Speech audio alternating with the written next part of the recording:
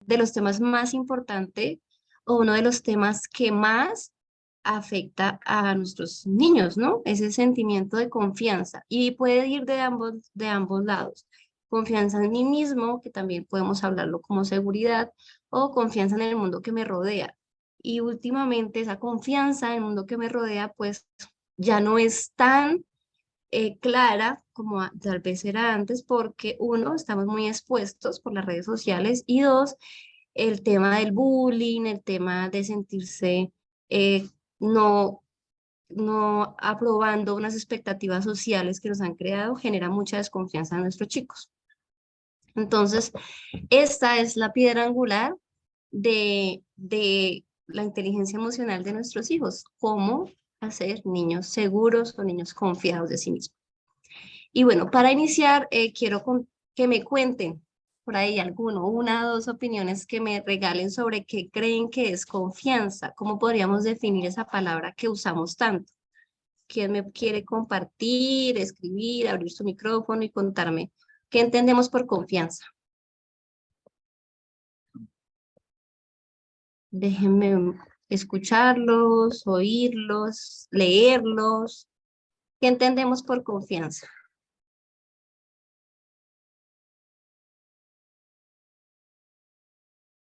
No, estamos muy callados hoy. Bueno, vamos a activarnos. Voy a darles una primera, una primera idea de lo que es confianza y de ahí vamos partiendo. ¿Listo?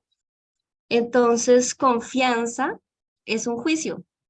Es un juicio que tenemos sobre nosotros mismos y sobre el mundo que nos rodea. No es una emoción, la confianza definitivamente no es una emoción, no es una acción, es una conversación que tengo con el mundo que me rodea y conmigo mismo.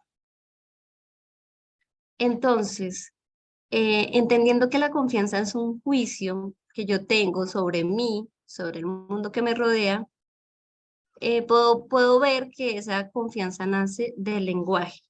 Y aquí empieza la primera y gran pregunta o del primer momento que surge cuando hablamos de confianza y es cómo, si nace del lenguaje, cómo me estoy hablando, cómo le estoy hablando a mis hijos para generar confianza o no, o al revés, para quebrantar esa confianza. Entendemos la confianza como la viga maestra de las relaciones con uno mismo y con el otro. Y pensemos en este momento, los llevo a que ustedes cada uno piense en una persona que conozcan que sea muy confiado, que sea muy confiado de sí mismo, que confíe mucho en sus capacidades. Y normalmente esas personas son personas muy exitosas. Yo siempre repito una y mil veces esta frase en los talleres, en Empoderarte, y siempre les digo que el éxito cognitivo no está relacionado con el éxito en la vida. En la vida, lo que nos asegura el éxito son las relaciones sociales que tenemos, la empatía que tenemos con otras personas. Y en este caso, pues la confianza. Entre más confiados somos con nosotros mismos, con las personas que nos rodean, tenemos relaciones basadas en confianza, pues generamos más éxito en nuestra vida. Y también traemos a esta definición de la confianza, que es una fuente de poder que genera resultados, que genera grandes resultados. Quiero que en este punto sí me cuenten un poco cómo les parece esta frase que les traigo. La confianza es una fuente de poder que genera resultados. ¿Qué me pueden decir? Bueno, ya los voy a empezar a leer. Andrea me dice creer en nosotros mismos, confianza es la unión de uno o más sujetos, me dice Juanda, seguridad de que algo pasará, que podemos hacer algo, sí, Daneida, es un poco de seguridad de lo que podemos hacer de nuestras capacidades, seguridad de que vamos a lograr lo que nos propongamos. ¿Qué me pueden decir? Y si alguien en este punto quiere abrir su micrófono, ¿qué me pueden decir de esa frase? Que la confianza es la fuente de poder que genera resultados. ¿Qué les hace sentido sobre esta frase que hablamos, que estoy pues, compartiéndoles en este momento? Vamos a mirar a ver quién está por aquí. Diana Cuadros me dice, creer en sí mismo me permite lograr mis metas. me permite mejores resultados. Les voy a poner un ejemplo muy básico, tal vez alguno de ustedes lo ha vivido en su vida, y es que cuando empezamos un emprendimiento, tenemos muchas dudas de va a funcionar, si voy a vender, no voy a vender, será que sí, será que no gusta mi producto. Cuando vendemos el primer producto, la primera eh, venta, nos genera de confianza en sí, o sea, eso está bien, me gusta y voy a seguir haciéndolo. Pero después de que hemos vendido 1000 veces el mismo producto, pues ya tenemos una confianza muy grande de que mi producto es bueno. Entonces, cada vez que vamos ganando confianza, vamos teniendo mejores resultados. Y conectémonos con esta frase. Joana me dice, cuando confiamos en nosotros podemos lograr más fácilmente nuestras metas. Exacto, hacia allá vamos. Cuando yo empiezo a confiar en lo que estoy haciendo, lo estoy haciendo bien, entonces genero unos resultados diferentes, porque ya mi realidad, mi conversación cambia con respecto a mi posición de confianza que tengo sobre un tema. Y en muchas partes escuchamos decir, no, es que debes tener un hijo seguro, criar un hijo seguro, o a uno, no, pues vuélvete una persona segura, pero uno, ¿cómo se convierte en una persona segura? Además, que no se puede tener seguridad en todos los ámbitos de la vida. Hay personas que son muy seguras en el ámbito laboral, porque saben que son muy buenos, que hacen muy bien su trabajo, que tienen excelentes resultados, pero son muy inseguros, digamos, en la parte de pareja o en la parte familiar. La confianza no es algo que uno se meta al bolso y se lo lleve para todo lado y se quedó confiado, no. La confianza es algo que se nutre en diferentes ámbitos de la vida. Y cómo nosotros vamos a ir desmenuzando esa confianza en nuestros hijos en diferentes ámbitos de su vida.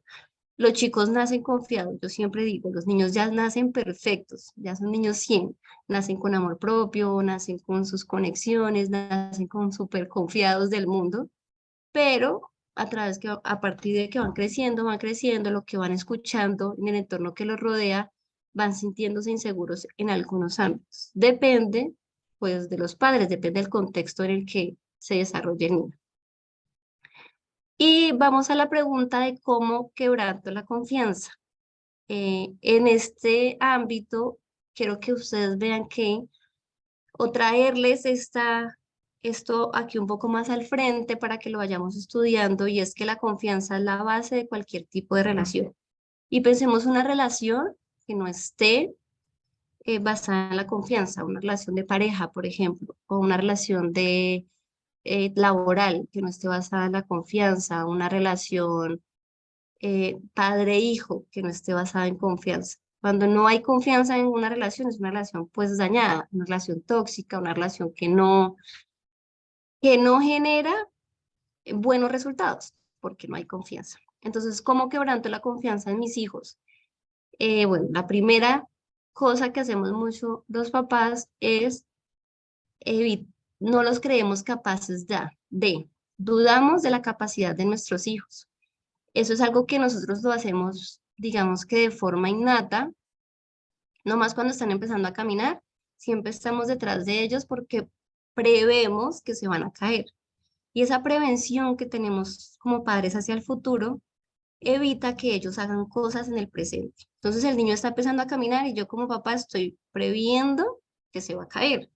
Entonces evito tal vez que dé muchos pasos o que camine hacia un lado o hacia el otro, porque estoy pensando algo que puede pasar en el futuro y no dejando que se actúe en él ahora. Cuando no creo en la capacidad de mi hijo, quebranto su confianza. Cuando no lo dejo caminar libremente, pues le va a costar más caminar. Cuando evito que mi hijo haga algo porque se puede caer, porque se puede hacer, pueden que lo hagan sentir mal, de pronto no le puede ir tan bien. Cuando yo estoy pensando en el futuro, y normalmente pensamos en unos futuros posibles negativos, pues le quito capacidad y esa capacidad le genera desconfianza en sí mismo. Sinceridad, y yo quiero que me alcen aquí la manito, ¿cuántos papás son totalmente honestos con sus hijos? Esto es un tema que es, digamos, importante. Siempre todos hablamos de sinceridad, pero pero ¿cuántos papás somos realmente sinceros con nuestros hijos? Diana B me dice, cuando nosotros mismos le metemos miedo, los limitamos. O sea, nosotros al dudar de la capacidad de mi hijo, entonces, ¿qué estoy generando? Miedo o desconfianza. Por aquí veo como una manita levantada, déjenme ver de quién es. Cuénteme, ¿quiénes son totalmente sinceros con sus hijos? ¿Quiénes están, se sienten muy motivados a contarles la verdad de las cosas que suceden? Juanda Salazar me dice, no, yo soy sincero. Eso es algo que genera confianza en mis hijos, porque piensen con cualquier relación. Si su pareja no es sincera con ustedes, ¿pueden confiar en él? No. Si su jefe o sus amigos no son realmente sinceros con ustedes y ustedes se dan cuenta que no son sinceros, pues ya no hay una relación de confianza. Lo mismo pasa con los niños. Cuando ellos sienten que nosotros les mentimos, cuando se dan cuenta que les mentimos, se genera desconfianza. Y si yo no puedo confiar en mi mamá, ¿cómo voy a poder confiar, o en mi papá? ¿Cómo voy a poder confiar en el mundo que me rodea? John Román me dice, para pedir sinceridad hay que brindarla primero. Eso es una cosa muy marcada en nuestra sociedad, en nuestro sistema social, y es que queremos niños sinceros, pero no les enseñamos a través del ejemplo a ser sinceros. Las mamás, los niños nos ven llorar y que decimos, mami, ¿qué te pasa? ¿Por qué estás llorando? No, no, no, por nada, se me metió un mugre al ojo. Ellos saben que no es así, pero nosotros sentimos la necesidad de protegerlos, porque la verdad a veces es fea o es triste, entonces los protegemos. Nuestro pensamiento de papás dice, hay que protegerlos, no les vamos a contar la verdad, pero lo que realmente estamos haciendo es generando un ambiente de desconfianza, un hogar de desconfianza. Sí, Diana me dice, a veces lo hacemos para protegerlos. Ese es el pensamiento que nosotros como papás tenemos. Todo lo que hacemos, además, como papás, lo hacemos para su protección. Mira que ahorita que hablamos de la capacidad, yo también protejo a mi hijo cuando está empezando a caminar, porque no quiero que se lastime, porque no quiero que tal vez tenga un golpe, pero eso genera en él desconfianza. Cuando le miento y él se da cuenta que le estoy mintiendo, generan desconfianza. Bueno, dice Juliana, somos los primeros que generamos desconfianza desde cualquier mínima acción, pensando que quizás lo estamos haciendo bien solo para evitar exponerlos a la realidad. Aquí me dice Andrea, profe, pero ¿y no es peor que si la verdad es dolorosa, lo mejor es no contarla? A veces no es necesario. Y Andrea, te va a pedir que te ubiques en una relación con una persona que tú confíes muchísimo, que tú digas, esta persona es la persona en la que más confío en la vida. Y te enteras que esa persona no te contó una realidad para, no te contó algo para evitarte el dolor de esa realidad. ¿Cómo te sentirías? ¿Cómo te sentirías tú sabiendo que esa es la persona en la que más confías, no te quiso contar algo para evitarte una realidad? Porque a veces pensamos que evitar la realidad, al evitar la realidad los protegemos, pero es más duro para nosotros como seres humanos darnos cuenta que nos están mintiendo que tal vez conocer un poco la realidad como es. Dura o no, la conozco y te acompaño a vivirla. Y en eso tenemos que ser un poco sabios al tomar la decisión de cómo contar esa realidad. Y si definitivamente es algo que yo no quiero que mi hijo sepa, entonces, ¿cómo evito que él se dé cuenta que yo estoy mintiendo? Que no debería pasar, pero ¿cómo evito que se dé cuenta que yo estoy mintiendo? Pero ¿cuántas mentiras les decimos a nuestros hijos a diario, como para sacarlos del paso rápido? Cuando nuestros hijos entienden que nosotros no somos sinceros, pierden la confianza en nosotros y pierden la confianza en sí mismos. Porque ¿qué se dicen? No nos dicen a nosotros, pero ¿qué se dicen? Pues no estoy siendo, no, no puede confiar en mí, no me puede contar la verdad, no soy una persona confiable. A veces creemos que ellos no ven que estamos mintiendo, eso es muy cierto, Diana. Nosotros pensamos que ellos no se dan cuenta de todo, pero sí se dan cuenta, nos observan más de lo que nosotros los observamos a ellos. La tercera forma de quebrantar la confianza, y va muy unido a lo que estamos hablando, es si ya hay una historia, ¿no? Y no sé si les ha pasado que sus hijos les digan, no, pero es que tú siempre me quedas mal. No, pero tú me has dicho un montón de veces que vamos allá y nunca me cumples. Esto es algo que los niños ya traen cuando es repetitivo. Entonces, cuando ya mi hijo me dice, no, pero tú me has dicho un montón de veces que vamos a hacer eso y no lo hacemos, yo ya sé que mi confianza con él está quebrantada. Y entonces, ¿cómo está la confianza de mi hijo? Quebrantada. Y cuando no vemos que haya un compromiso, cuando los niños ven o sienten que no hay un compromiso de mi papá conmigo. Y esto suele pasar, lo que voy a decir es un juicio. Algunos papás suelen pecar por esta parte de compromiso. Y son los papás que sí soy el papá, pero a veces estoy, a veces no. Entonces los niños no sienten un compromiso en su paternidad y se crean, se entienden en un momento de desconfianza, en un entorno de desconfianza, porque esta persona que a veces sí está y a veces no está, no me genera seguridad, me genera inseguridad. Cuando hay padres en el hogar que están por momentos, que a veces sí están, que a veces no están, genera inseguridad en el niño. A veces sí me quiere y a veces no. Todo lo que ellos entienden por confianza en el primer septenio, de los 0 a los 7 años, todo lo que entienden por confianza, lo pasan a su cerebro en función del amor. Entonces, si me miente, es porque no confía en mí, entonces no me quiere. Si está y no está, es porque no confía en mí o no me quiere, entonces no está conmigo. Entonces, todas las cosas que ellos sienten o que hacemos, acciones que tenemos de desconfianza, ellos lo interpretan como no me quiere o me quiere. Me dice Karen, muchas veces creemos que con esas mentiras piadosas, que en realidad son igual mentiras, y aún así las usamos para cualquier excusa, por ejemplo, le digo, mi amor, esta noche veamos la película, pero yo sé que no lo voy a hacer porque tengo que trabajar, porque voy a estar cansada, llego, y cuando llego, ella me dice, ¿y la película? Y yo con esas excusas le quiero hacer entender que está bien. Esto es algo que nosotros hacemos todo el tiempo. Todo el tiempo estamos prometiendo y prometiendo y prometiendo cosas que no podemos cumplir porque no estamos presentes de las promesas que tenemos. Cuando no puedo cumplir mi promesa, no estoy comprometido. Y mi hijo, ¿cómo lo entiende? No le interesa.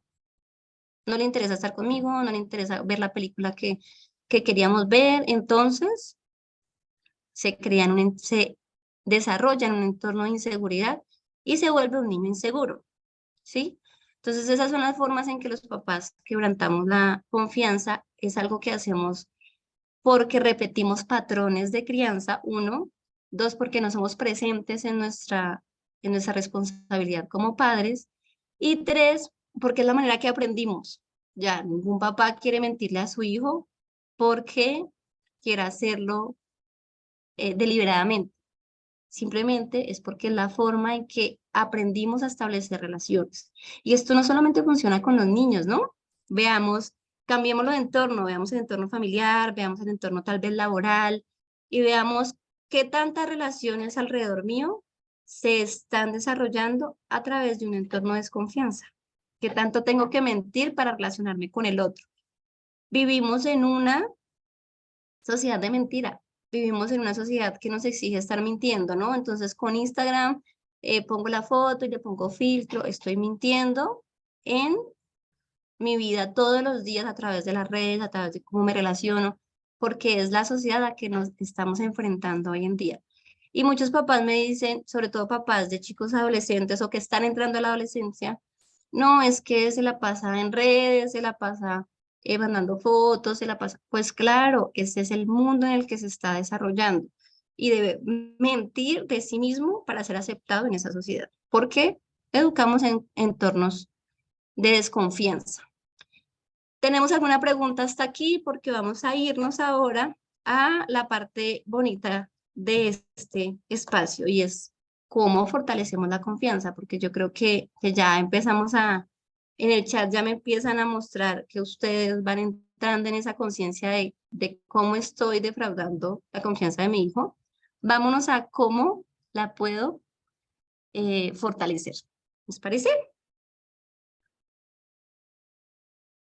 Bueno, entonces, ¿Cómo educamos a niños seguros? Esta es una pregunta que realmente me traen muchísimos papás en el taller de Empoderarte. Es una de las dudas que más se genera y es cómo creamos o cómo educamos a niños seguros. Y para educar niños seguros, pues digamos que hay tres tips que les voy a dejar en este espacio y son compromiso, coherencia y hábitos. Vamos a verlos uno por uno, poco a poco, pero quiero traerles que el compromiso es elegir más accionar esa elección, ¿sí? La coherencia es pensar, hacer y decir lo mismo. Y vamos a entrar en uno a uno para que los vayamos estudiando. Y los hábitos, pues a través de límites, de disciplina, de código familiar, ya los vamos a ir viendo. En este espacio, en este momento, que ya les traje como los tres tips más importantes, quiero que nos conectemos con la siguiente pregunta. Y es cómo, ay, perdónme, ¿cuál es mi compromiso frente a mi paternidad? ¿Cuál es la actitud que tengo frente a mi paternidad? Y esto es algo que pocas veces nos sentamos a pensar, pero quiero que hagamos la reflexión en este momento, nos demos unos minuticos para pensar cuál es mi actitud frente a mi paternidad. ¿Cómo yo estoy viviendo esa etapa de mi vida de ser papá? Vamos a pensarlo ahí un minutico.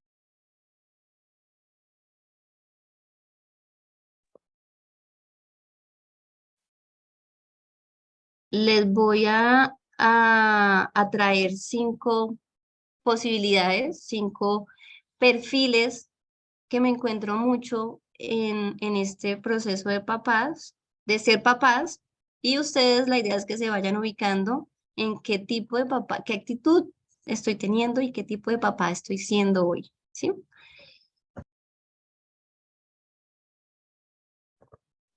Entonces, tenemos 5 grandes arquetipos, se llaman estos arquetipos son para para la vida en general, pero pues aquí los vamos a ubicar en el tema de paternidad efectiva. Mi actitud es el compromiso que yo tengo con la vida, ¿cierto? Y la primera actitud que tenemos con la vida es la actitud del huérfano, porque es como llegamos a nuestra adultez. De los 21 años hasta los 28 más o menos vivimos en una etapa de huérfano, en el que ya nos sentimos pues un poco sueltos de nuestras raíces, salimos de nuestra casa y empezamos a buscar hacia dónde crear más conexiones. ¿Cómo sería la actitud de un papá huérfano? ¿Cómo sería la actitud de un papá huérfano? El papá huérfano es ese papá que depende muchísimo de la ayuda de los demás, ese papá que eh, deja mucha responsabilidad de la crianza a un tercero, puede ser a los abuelos, puede ser a la pareja, es el papá que suele no responsabilizarse por las cosas de crianza, por el colegio, por todo lo delega, porque siente que no es su responsabilidad, entonces se la lleva a alguien más. Es ese papá que necesita del apoyo de un tercero en su paternidad, en su actitud como padre, y que además permite que muchas veces ese tercero sea quien termina tomando las decisiones. Puede ser, como les digo, un abuelo, una abuela o la pareja, ¿no? Entonces hay papás que son huérfanos y entonces cae toda la carga en la mamá o mamá, pues que son huérfanos y cae toda la carga sobre el papá. Esa es la primera actitud. La segunda es papá o mamá mártir y esto lo encontramos también mucho en mamás que son solteras. Entonces estamos en la actitud de, no, me toca muy duro, estoy muy cargada, me toca todo a mí, estoy sola, el papá no me ayuda y estoy en la queja, en la queja, en la queja y esa es mi actitud ante la vida, la queja. Tenemos también el papá guerrero, y esto también le suele pasar mucho a los papás hombres. La actitud del guerrero es, hay que educarlo para que sea fuerte, hay que educar al niño para que obedezca, hay que ubicar al niño porque es que el mundo es malo, entonces hay que educarlo así es el papá que tira al niño a la piscina para que aprenda a nadar, porque así aprende a nadar, la letra con sangre entra, esa actitud de estoy en guerra con la vida y estoy en guerra con mi paternidad también. Y también tenemos la actitud de vagabundo. Y la actitud del vago es ese papá que no se termina de responsabilizar con su paternidad. Suele pasar con papás que son papás muy jóvenes, personas que han sido padres muy jóvenes y no sienten la responsabilidad total de sus hijos. Entonces son papás que hacen mucho equipo, que son muy libres, muy flexibles, bueno, haga lo que quiera, bueno, pero que vaya, como que están en una etapa en la que son muy permisivos, ¿sí? Y por último, está el papá sabio, la actitud de yo elegí ser padre, yo me comprometo con mi paternidad y entonces busco información, busco cómo romper los patrones, busco cambiar la forma de crianza, busco vivir mi paternidad de forma responsable. Quiero decir que yo sé que la mayoría de aquí, no, la mayoría no, todos los papás que estamos aquí, vamos encaminados a ser papás sabios porque si no, no estaríamos regalando una hora de nuestro descanso en la noche para dar a conocer mi experiencia como papá. Pero es eso, ese es el papá que entiende que decidí ser papá y voy a hacer lo mejor para mi hijo. Entonces, hay que ubicarse en dónde nos vamos encontrando. A veces tenemos uno, a veces estamos en el guerrero, a veces me paso al vagabundo o al mártir. Siempre estamos como andando de un espacio a otro, pero esa actitud la leen nuestros hijos. Y de ahí viene esa desconfianza. ¿Cuál es el compromiso que tenemos hoy con nuestra paternidad? ¿Cuál es la actitud con la que vivimos nuestra paternidad? Quiero que me escriban o abran micrófonos, me cuenten cuál es esa actitud con la que hoy vivimos nuestra paternidad. Ahora sí, me voy a dedicar a leerlos con mucho juicio o a escucharlos si alguien quiere abrir su micrófono y contarme cuál cree que es la actitud con la que hoy se vive su paternidad. Los escucho. Veo a Natalia, Alba, ¿cómo estás? Juan Carlos, me alegra verlos. Ahora quiero escucharlos. ¿Quién me quiero compartir? ¿Cuál es la actitud con la que hoy enfrento mi paternidad? También veo a Laurita. Hola, buenas noches. Pues yo no escuché mucho porque acabo de llegar también del trabajo, pero alcancé a escuchar una parte. Pues yo opino lo mismo que tú acabaste de mencionar, digamos, no creo que exista un formato permanente todos los días, a todas las horas y en todos los momentos de un tipo de padre, sino que uno va errante de uno a otro tratando de llegar al objetivo. Yo me considero, nosotros planeamos nuestros hijos, los queremos, queremos ser buenos padres. Sentimos que pues a veces frustraciones pues porque no sabemos qué hacer en momentos críticos, digamos, para corregir a nuestro hijo, sobre todo, que es sí, para no repetir patrones y pues siempre queriendo buscar, digamos, desarrollar las potencialidades de nuestros hijos pues para llegar a su máximo, digamos, eh, para que pues ese sería, digamos, el regalo que nosotros queremos darle, mejor educación y mejor formación. Eh, Creo yo, por ejemplo, y mi señora también, que perteneceríamos a la última clase, digamos, en una gran cantidad de situaciones. A veces se salen de control algunas situaciones, digamos, de las cuales uno no está, digamos, preparado y pues no sabe cómo afrontar. La sabiduría, creo yo, que se recoges con la experiencia y con, pues, con la experiencia. Entonces, pues uno comete errores pero pues creemos que estamos mayormente o tenemos la intención de estar en la última categoría. Mi nombre es Oscar Farr. Gracias. Muchas gracias, Oscar, y súper lo que me traes, y es cierto. Por eso somos papás efectivos y no perfectos, porque un papá efectivo es el papá que entra en conciencia de que en esta situación no estoy reaccionando de la forma adecuada, pero tengo la capacidad para cambiarla. Aquí tengo muchas manos levantadas, me encanta. Vamos con Winston. Buenas noches, ¿cómo están? Hola, buenas noches. Bueno, yo creo que podríamos, yo creo que no encasillarnos en una sola digamos, como esos conceptos. Creería que tenemos como un poco de todo. Eh, por un lado, creo que el día a día, el trabajo, que las dos personas trabajan, hace que indirectamente estemos entregándole parte de la formación a muchas otras personas que nos rodean. Al colegio, que en mi caso mi hija está desde las 7 de la mañana hasta las casi 4 de la tarde en el colegio. Entonces un montón de tiempo en el que nosotros no estamos presentes y no sabemos de pronto qué actitudes esté tomando de parte de la profesora, sus compañeros y demás, y pues de cierta forma es como la educación de prácticamente de la calle desde tan pequeño. Somos de pronto de los que se quejan a veces porque pues no todo el tiempo estamos felices, no todo el tiempo, o sea, tenemos también pues temas, problemas y demás, y a veces como que, uy, Dios mío, uy, como esta familia, ¿sí? Y asimismo, digamos que en cada una de esas fases creo que en ciertos momentos de la vida los tomamos. Entonces creería que el reto para nosotros como padres es que ese poco tiempo que nos queda para brindarles a nuestros hijos sea pues un tiempo de calidad y que podamos reforzar de cierta forma lo que están aprendiendo en otros lados o corregir lo que aprendan mal de otros lados. Y creo que parte mucho también de la confianza.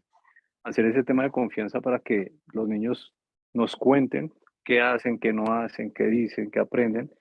Y ahí viene creo que el reto más grande y es que si el niño nos dice hicimos algo mal, como lo que tú decías la vez pasada, es que si nos dice la verdad o nos dice algo que está mal, no exaltarnos, no regañarlos, sino al contrario, como ser como más tolerantes con ese tipo de cosas y no perder la confianza de que nos sigan contando lo que les pasa en el día a día, que nos permita de cierta forma, hablándoles o a través de diferentes métodos, no sé, empezar a corregir esos temas y decirles que está bien y que está mal. Totalmente de acuerdo, Winston, y también acá en el grupo me dicen lo mismo, estoy totalmente de acuerdo contigo porque eso es el sabio, la capacidad de movernos entre uno y otro, entendiendo qué es lo que necesita mi hijo en ese momento. Y les traigo, ya le doy la palabra a John, pero les traigo una nota de un libro muy bueno, El poder de la hora se llama, y dice, sabio es el que está en el presente, en el ahora. Cómo volvernos sabios no es saber un montón de cosas y recolectar mucha información, sino es vivir en el ahora. Y desde esa presencia yo sé que en esta situación necesito ser un poco más guerrero con mi hijo, necesito ser un más vagabundo, más liviano y dejarlo también un poco vivir. A veces necesito la víctima para mostrarme a mí misma qué es lo importante, qué es lo que me está doliendo como mamá, qué es lo que no estoy pudiendo hacer, y entonces alzo la mano y pido ayuda. Entonces eso es muy importante. Le voy a dar la palabra a John para que podamos seguir.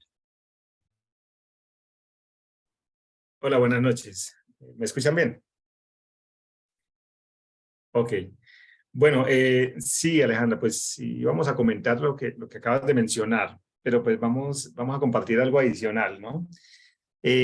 Nosotros, pues, curiosamente, con mi esposa nos preparamos para ser papás, pero nos preparamos, digamos, más a nivel de salud, ¿no? Recuerdo que, pues, que íbamos a exámenes médicos, pues, para que todo estuviera pues, bien, propicio, qué vitaminas debía ella tomar, cómo me debía yo cuidar, en fin. Pero por más, digamos, entusiasmo que tuviéramos, yo creo que mentalmente uno no se prepara adecuadamente para ser papá. Y yo creo que eso pues, se va aprendiendo. No es que uno se le lleva un libro y ya. Eso lo hemos venido aprendiendo. Aún seguimos aprendiendo. Y creo también pues, que no puede uno estar encasillado en uno solo.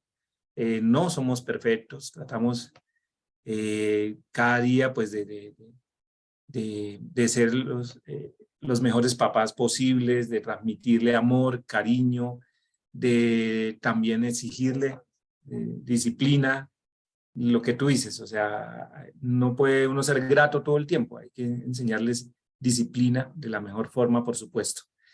Y también pues aprovecho también digamos, para aportar acerca de la educación que le estamos transmitiendo pues a nuestro hijo. Creemos firmemente que la mejor forma de educar es a través del ejemplo. Del ejemplo. Nuestro hijo pues se va a comportar de la misma manera que nosotros lo hagamos. Se va a expresar de la forma en que vean cómo se comunican papá y mamá. Va a tener la confianza que nosotros le brindemos. Entonces, creemos firmemente en eso, que el ejemplo es la mejor forma. Y tratamos pues, cada día lo posible de ser pues, mejores personas, ¿no? Para inculcarle temor a Dios, en fin. Era lo que les quería aportar. Gracias. Muchas gracias, John. Y para darle cierre a esta primera, digamos, herramienta que tenemos a la mano para construir confianza en nuestros hijos, para educar hijos seguros, es desde el compromiso. Y el compromiso, insisto, es elección. Y a partir de esa elección es actuar. Entonces, hoy elijo ser padre.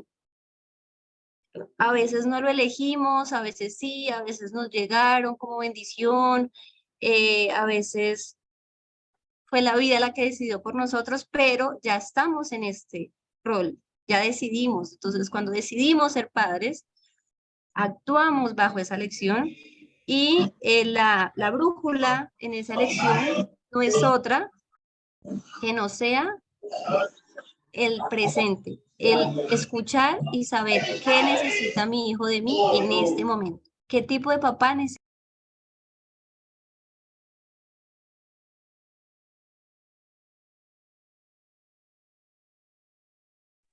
No te Tengo la escuchamos. capacidad. ¿Me escuchan ahora? Ahora sí. Sí, Listo. Cuando estoy comprometido con algo, tengo la capacidad de elegir cómo quiero llevar a cabo mi compromiso, qué acciones quiero tomar. E insisto, todos los que estamos hoy aquí, y me da mucha alegría saber que estamos entre 30 a 27 personas aquí en esta sala, porque estamos comprometidos con ser padres, y no ser padres perfectos como me lo acaban de traer, sino a ser padres efectivos. Estamos comprometidos a darle lo mejor a nuestros hijos, y si eso nos genera crear algunas acciones que no sabíamos, que no teníamos a la mano, pero nos lleva a fortalecer el vínculo papá e hijo, entonces estamos creando confianza y estamos viviendo esa forma de generar relaciones de confianza. Entonces, aprovecho para felicitarlos a todos por su compromiso en su paternidad. Seguimos con la segunda gran herramienta para construir confianza y es la coherencia. Y esto es en algo que también pecamos muchísimo como padres, también porque así aprendimos, ¿no? La coherencia me habla de que pienso, digo y hago lo mismo. Y en esto nosotros solemos patinar mucho. Les traigo un ejemplo y es que la mayoría de papás, ahorita que estamos terminando ya año escolar, tenemos la expectativa de que mi hijo tenga buenas calificaciones. Esa es la expectativa de todos los papás. Entonces, normalmente solemos decir, tienes que sacar 10 en todo. Eso es lo que decimos. O sea, mi pensamiento, quiero que mi hijo saque buenas calificaciones. Lo que digo, que tienes que sacar 10 en todo. Lo que hago es preguntar, ¿ya hiciste la tarea? ¿Ya hiciste la tarea? ¿Ya hiciste la tarea? En eso que pienso, digo y hago no hay una coherencia. No hay una coherencia porque no está conectado mi pensamiento con mi hacer. ¿Cuándo está conectado? ¿Cuándo se crea coherencia? Si pienso que quiero que mi hijo tenga buenas calificaciones y en vez de decir tienes que sacar 10, le digo, eres un niño muy inteligente, seguro vas a sacar buenas notas, sé que puedes hacerlo. Si lo que le estoy diciendo es coherente a mi pensamiento, entonces llega más claro el mensaje para él. Y en mi hacer, pues, ¿sabes qué? No entiendo, no recuerdo este tema que estás estudiando, ¿me podrías enseñar? Una cosa muy importante que hacemos, que genera confianza en ellos o no, en este tema, por ejemplo, la parte cognitiva de hacer tareas, de sacar buenas notas, es explícame qué aprendiste. No, eso está mal, no así un saber. ¿Qué pasa si cambiamos nuestro discurso y nuestro actuar a, sabes que no entiendo, explícamelo? ¿Cómo creen que cambiaría la confianza en sí mismo del niño que es capaz de explicarle un tema del colegio a su papá? ¿Cómo creen que cambiaría esa confianza de él cuando le dice, ven papá, yo te explico? Y el papá dice, ay, ya lo entendí, porque todo lo que podemos explicar o enseñar es porque lo aprendimos, lo sabemos. ¿Qué pasa si mi forma de evaluar los conocimientos de mi hijo no es a través de preguntarle si sabe, sino a través de pedirle que me explique? ¿Cómo cambiaría la confianza de él? Bueno, voy a leerlos un momentico. Me dice, nuestros hijos deciden los padres porque todo es un aprendizaje de almas que piden cierto tipo de aprendizaje que le dan cierto tipo de personas. Por eso hay muchos seres pidiendo ser padres y no lo son. Así que muchas personas ya no quieren tener hijos y llegan más hijos. Me encanta, Caro, lo que traes porque sí, es una elección. Nuestros hijos nos eligieron para ser padres porque saben que tenemos la capacidad para hacerlo. Voy a leer a Juliana, me dice, se sentiría mucho más confiado porque le estamos brindando el espacio para escuchar, que se sienta con una educación entre pares. Esto que me trae Juliana es, vean el poder que genera en un niño que tenga que se sienta con la capacidad de enseñarle un tema a su papá, a esa persona que lo sabe todo, que es su ejemplo a seguir, y el niño sale de ese espacio de hacer tareas diciendo, hoy hacer tareas en mi casa fue enseñarle a mi papá a hacer fraccionarios, a dividir. Y tú sabes que tu hijo lo sabe porque te está enseñando el tema bien. ¿Qué pasaría si todas las tardes, todas las noches de hacer tareas se convirtieran en un momento en el que es su espacio para que me explique un tema? Porque sabes que yo ya lo olvidé y muchas cosas sí las olvidamos. Yo ya olvidé cómo hacer fraccionarios, ¿me explicas? ¿Me enseñas? Eso fortalece su confianza en sí mismo de una manera invaluable. Entonces, la coherencia. Si yo quiero un objetivo en mi hijo, le digo las capacidades que tiene sobre ese objetivo y le pido que me enseñe a hacerlo. ¿Por qué? Porque él ya sabe hacerlo. Yo confío en que él ya sabe hacerlo. ¿Y qué le estoy transmitiendo? Confianza. Entonces, esa es la segunda herramienta que es muy, muy poderosa.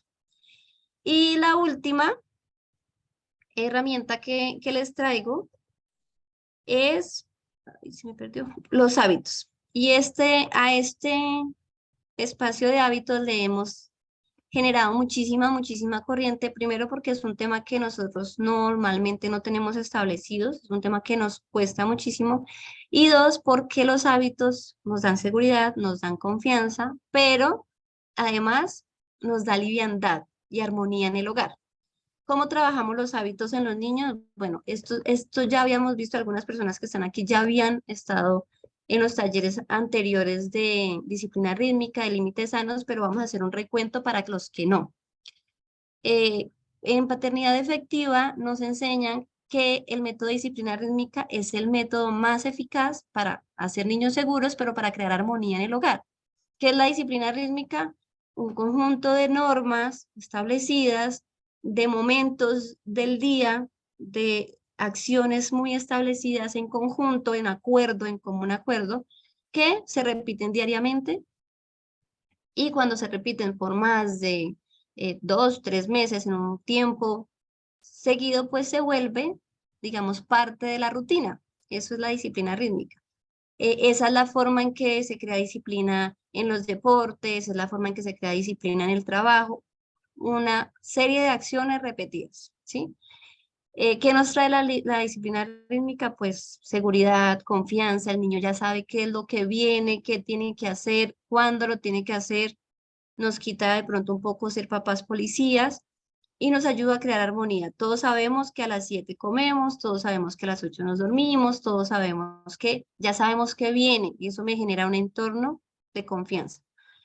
Límites sanos, también ya lo hablamos, pero los límites sanos son esas leyes. Yo les ponía el ejemplo cuando estamos en una empresa y nos entregan el manual de trabajo, entonces me dice que tengo que llegar a las 7, que tengo que salir a las 5, que no me puedo ir en pantaloneta al trabajo.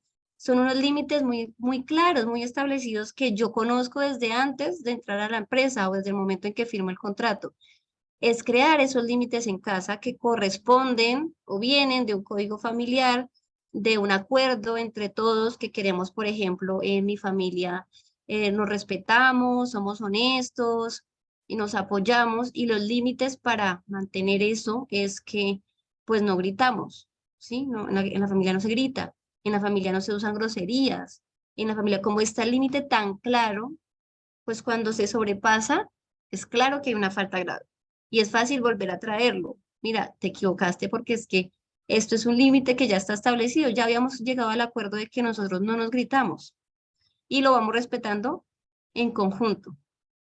Y las líneas claras son más como esas líneas, esas líneas de la carretera que nos indican por dónde ir, y era un poco lo que les estaba contando ahorita, y es a qué horas hacemos qué, cuándo hacemos qué cosa, cuáles son las actividades que hacemos en conjunto y cuáles son las actividades que yo puedo hacer solo. Por ejemplo, si todos tenemos un horario y conocemos el horario y sabemos que los jueves es un día para almorzar juntos, pues si mi hijo hace un almuerzo con los amigos el jueves, pues yo le puedo decir, oye, no, o sea, no puedes ir porque es que ya tenemos un acuerdo de que los jueves almorzamos juntos y no se vuelve una súper pelea el tema porque ya está el límite, la línea ya está clara, todos los jueves almorzamos juntos. Pero si no está la línea clara y yo como mamá quiero almorzar el jueves, pero resulta que el papá el jueves tiene que ver un partido y el hijo tiene que salir con los amigos, entonces, ¿qué pasa? Pues que hay una distorsión porque todos están pensando en cosas diferentes. Cuando yo conozco el horario de mi familia, lo establezco y lo comparto, puedo generar un movimiento más claro y más armónico en mi casa. Me están preguntando, Alejandra, ¿esta disciplina rítmica se puede implementar a cualquier edad o es más fácil en edades mayores en los niños? Entre más pequeño sea el niño, más fácil adopta la disciplina. O sea, la disciplina rítmica debe existir incluso en el momento del nacimiento, porque son los hábitos que tenemos. Entonces, todos los bebés todos los días nos bañamos a las 6, 7 de la noche. Todos los días comemos a la 1, almorzamos a la 1, comemos a las 7. Todos los días nos levantamos a las 8. Entre más temprano yo implemente una disciplina rítmica, pero es hacer un manual en la casa, es escribir el manual, es socializarlo. Piensa en su hogar como una pequeña empresa en la que yo estoy con 3 o 4 las personas que hacen parte de su hogar, personas iguales que necesitan la misma información. Así como yo como mamá sé que yo tengo que dar comida a mis hijos a las 7 de la noche, mis hijos deben saber que van a recibir comida a las 7 de la noche. Preparan su cerebro para comer a las 7 de la noche. Pero si solamente yo tengo las claras, las reglas de mi casa y los demás no las saben, pues ¿cómo espero que las sigan? Por eso hay muchísimos problemas de armonía y de disciplina en casa, porque no hay un manual establecido. Entonces, como les digo, ese taller ya lo hicimos, pero en ese espacio era ese espacio de creamos las reglas de mi casa y las socializamos y las compartimos y firmamos un acuerdo entre iguales, no importa la edad. Muchos me dicen, profe, pero es que ya mi hijo tiene 20 años y nunca hice ningún manual, no pasa nada. ¿Vive en tu casa? Bueno, entonces empieza a hacer un manual y colabora más, ¿sí?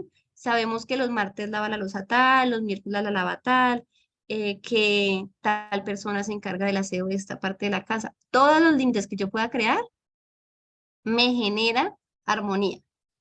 Me pregunta Yolanda, no, perdón, Joana, y en edades de 12 años, cuando no ha habido estas normas y los chicos son más rebeldes, la rebeldía en parte, y sobre todo en esta edad de no retorno, entre los 10 y los 12 años, los chicos entran en una edad de no retorno.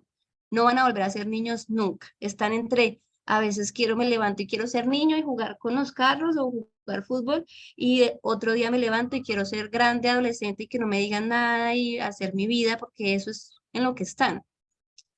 Entonces es más fácil porque tú ya puedes negociar más con él. Las reglas las pueden hacer más en conjunto. ¿Qué quieres hacer de la casa? O sea, estamos en una casa, hay que hacer aseo. ¿Qué parte del aseo quieres hacer? Lo coordinamos, tú lo decides. Cuando el niño es más grande y lo decide, es más fácil que tú lo traigas de nuevo a la línea. Es que tú te comprometiste conmigo a que lavabas el baño. Yo no lo decidí por ti, tú dijiste que lo ibas a hacer. ¿Sí? Entonces, no importa la edad en la que se desarrolle ese manual de disciplina. Es más, a veces ni siquiera hay niños en la casa y yo les digo, háganse un manual de convivencia para su propia casa, porque cuando ya están todos adultos ya no es de disciplina, es manual de convivencia, las reglas que quiero para mi casa. ¿Sí? ¿Alguna otra pregunta en este aspecto de disciplina rítmica? Yo sé que es un tema un poquito más largo.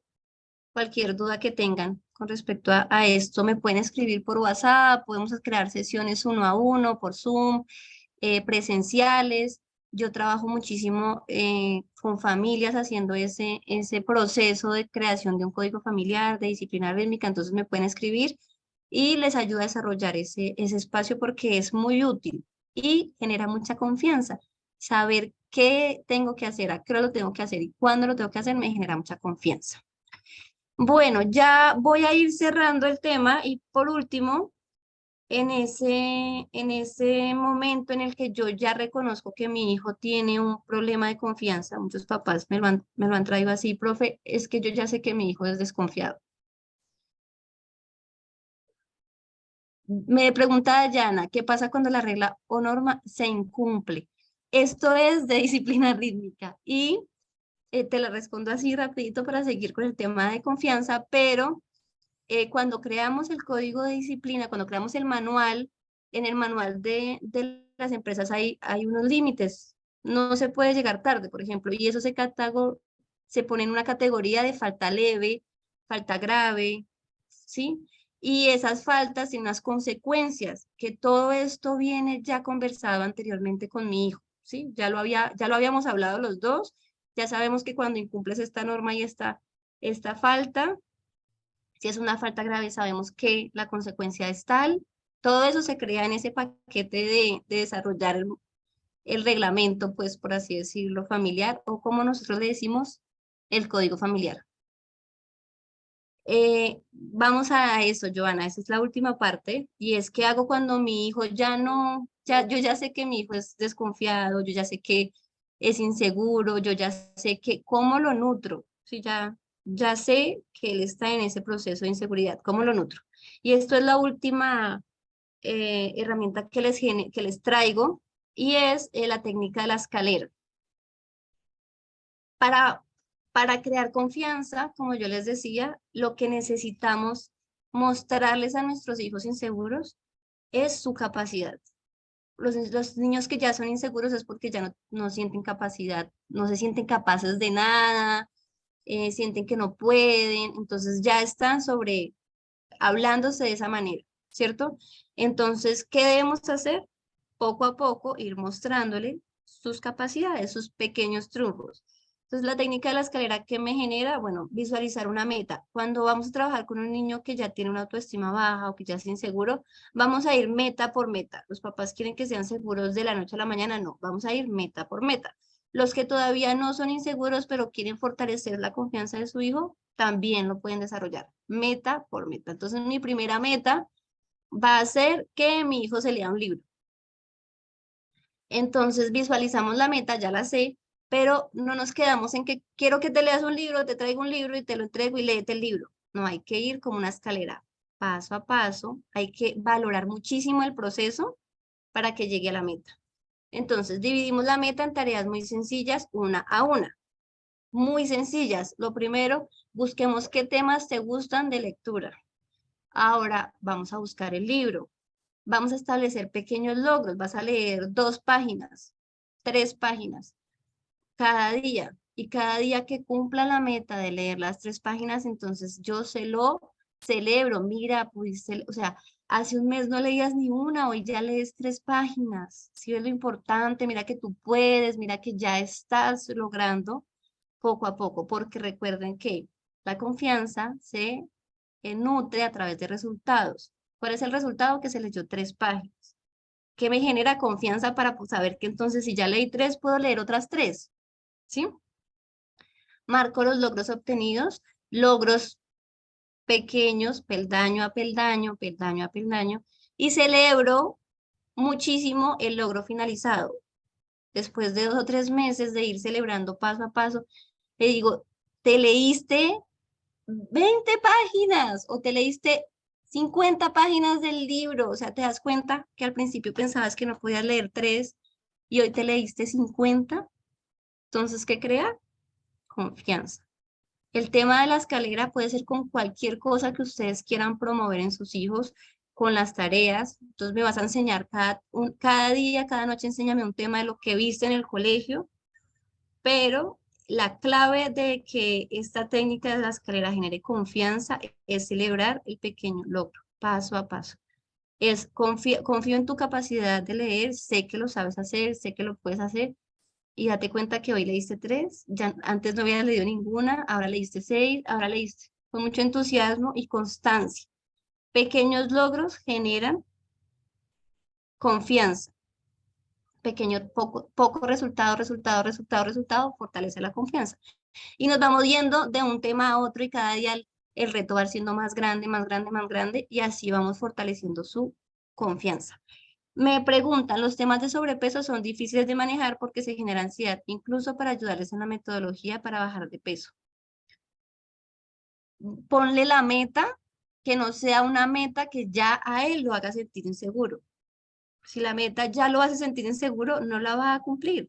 La meta puede ser no bajar de peso. La meta no debe ser bajar de peso, además, porque ya lo estás haciendo desde su inseguridad.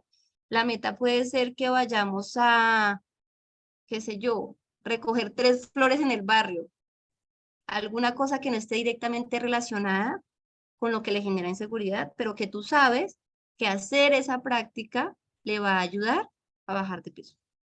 Y caminan una cuadra, recogen una flor, luego caminan 2, y luego caminan 3, y luego caminan 4 cuadras, y tú no le vas a decir, ya estás bajando de peso, no, le estás diciendo, antes no caminabas ni una cuadra y hoy caminas 4. ¿Ves tu capacidad, la capacidad que tienes para caminar? ¿Ves que sí puedes caminar día a día? Aunque tú sabes que esa meta lo va a llevar a bajar de peso, no le marcas la inseguridad que tiene, simplemente le marcas el logro. Después de que él ya esté de logro en logro, en logro, en logro, pues caminar para él va a ser algo positivo y que lo haga de forma rutinaria. Este tema lo puedes manejar hasta qué edad, hasta los 100 años. Todos funcionamos con esa técnica de la escalera. Realmente todos funcionamos a partir de pequeños hábitos, constancia día a día, desarrollarlos y celebrar los logros. Nosotros mismos lo podemos poner en práctica con nosotros mismos. Listo. Bueno, quiero ya ir terminando este espacio. Si tiene alguna pregunta, por favor, déjenmela saber, alcen la manito y quiero, bueno, hacer hablarles un poco del gran día, ya como les dije al principio, se acerca Empoderarte, es el espacio que vamos a tener para que todo lo que hemos aprendido acá lo pongamos en la mente de los chicos, lo practiquemos con ellos, lo llevemos ahora a la práctica con ellos y pues poder crear, o sea, así como yo les digo a ustedes, por ejemplo, la técnica de la escalera, se las presento a ellos como una oportunidad para aplicar en su vida. Todas las herramientas que estamos haciendo acá las vamos a llevar a Empoderarte. Ya es en una semana, ya hoy, de hoy en 8 días ya estamos iniciando. Ya tengo muchos papitos aquí también de Empoderarte, Dianita, por ahí vi a Natalia, Eliseth, bueno, tengo a varios papás que sé que van a asistir a Empoderarte y pues quiero decirles que estamos súper emocionados, terminando los detalles, cerrando ya las inscripciones, los papás que todavía estén por ahí sin inscribirse, por favor, háganlo, hasta el miércoles cerramos inscripciones y bueno, recuerden que este espacio de crecimiento debe ser conjunto, ¿sí? No, todo lo que hagamos con nuestros hijos debe ser conjunto, acompañarlo, no solamente que mi hijo aprenda, sino yo aprendo y mi hijo también. Yo genero confianza en mí mismo y mi hijo también. Yo trabajo en mis hábitos y mi hijo también. Todo debe ser en conjunto. Yo quiero poner límites, lo hago acompañado de mi hijo, porque ese sistema familiar debe ser una construcción desde todas las personas que lo construyen, no desde solo una. Para que el sistema familiar funcione, debe ser en construcción de todos. Por eso hacemos talleres para padres y talleres para niños, para fortalecer esa construcción del hogar de forma conjunta.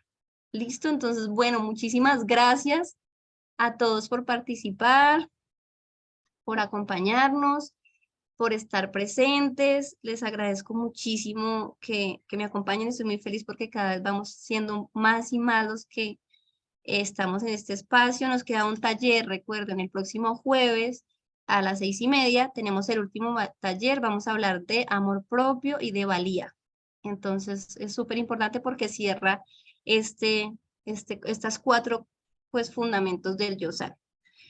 Muchas gracias, también Karen, a ti gracias por tu espacio, por tu tiempo, a la familia Román, un abrazo, los quiero muchísimo, sé que están todos, Albita también, muchísimas gracias. Y bueno, pues un abrazo, que descansen, feliz lunes, feliz inicio de semana. Vale, muchas gracias. Alexa, gracias, muy amable. Un abrazo. Feliz Muchas noche. gracias por todo. Muchas gracias, buenas noches.